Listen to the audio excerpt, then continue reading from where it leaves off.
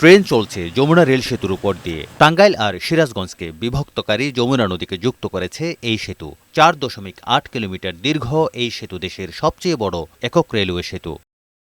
মঙ্গলবার সকালে সেতুটির আনুষ্ঠানিক উদ্বোধন করেন রেলপথ সচিব ফাহিমুল ইসলাম। টাঙ্গাইলের ইব্রাহিমবাদ রেল স্টেশনে সেতুর উদ্বোধন করে একটি উদ্বোধনী ট্রেনে তিনি সেতু পাড়ি দেন। এরপর সিরাজগঞ্জে সংবাদ সম্মেলন করেন। ডাবল লাইনের এই সেতু ৫০টি পিলার আর ৪৯টি স্প্যানের উপর দাঁড়িয়ে আছে।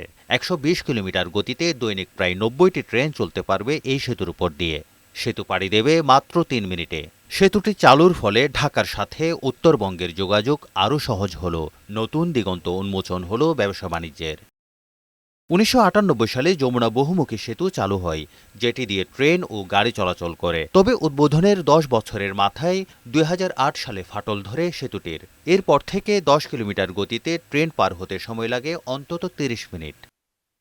এরপর নতুন একটি একক রেল সেতু নির্মাণের উদ্যোগ নেয় সরকার। ২০১৬ সালে ৯,৭৩৪ কোটি টাকা ব্যয় ধরে পুরানো সেতুটির ১০০ মিটার দূরে নতুন এই সেতু নির্মাণের উদ্যোগ নেয়। পরবর্তীতে ব্যয় বাড়ানো হয় ১৬,৭৮০ কোটি টাকা। এর মধ্যে ২৭.৬০% দেশীয় এবং ৭২.৪০% জাপানের জাইকার ঋণ। ২০২০ সালের ২৯ নভেম্বর সেতুর ভিত্তিপ্রস্তর করা হয়।